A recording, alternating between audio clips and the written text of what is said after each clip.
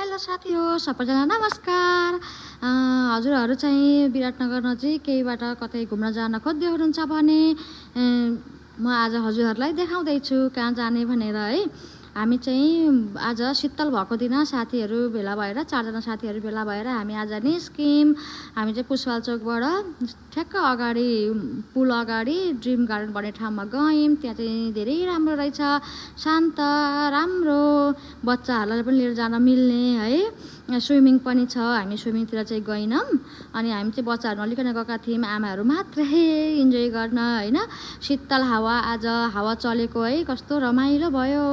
अनि साथीहरू रमाइलो गर्दै हुन्थ्यो, कोही टिकटक बनाउने, कोही फोटो खिच्ने। यो चाहिँ साह्रै राम्रो है। यहाँ चाहिँ बिहे पार्टीहरू गर्न पनि मिल्छ। अनि यहाँ रेस्टुरेन्ट पनि छ, केही खानको लागि, खाजाहरू खानको लागि एकदमै राम्रो, ग्रिन क्या, पुरै हरियाली। अनि हामी चाहिँ इन्जोय गरिरहेको थियौँ, कोही फोटो खिच्ने, कोही रमाइलो गर्ने। अनि लास्टै रमाइलो भयो आज है। हामीले चाहिँ आज शीतल भएकाले हामी घुम्न गएको। अनि लास्टै रमाइलो, कफीहरू त्यहाँ सबै थोक पाइन्छ, जे खाना मोमो कफीहरू। हामी चाहिँ कोल्ड कफी मगाएको थियौँ, कोल्ड कफी खायौँ। अनि मोमोहरू सबै पाउँछ, मटन सेट, चिकन सेटहरू, हजुरलाई जे खान मन लाग्छ त्यो त्यहाँ पाइन्छ। बसेर आनन्दले खान पाइन्छ। एसी चाहिँ अलि छैन त्यहाँ चाहिँ, गर्मी टाइममा चाहिँ जान सकिँदैन।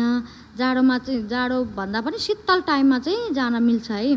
अनि त्यहाँनिर हजुरलाई फोटोसुटहरू गर्नु पऱ्यो भने, बर्थडे पार्टीहरू मनाउनु पऱ्यो भने पनि एकदमै राम्रो, स्पेस राम्रो भएको है। त्यहाँको सर्भिसहरू पनि एकदमै मन पऱ्यो, भाइहरू सबैले सर्भिस मजाले गर्नुभएको। अनि हामी मात्रै थियौँ। अनि हामीलाई फोटोसोटो सबै खिचिदिनु भाइहरूले, आज टिकटक सबै भाइहरूले बनाइदिएको हामीलाई होइन।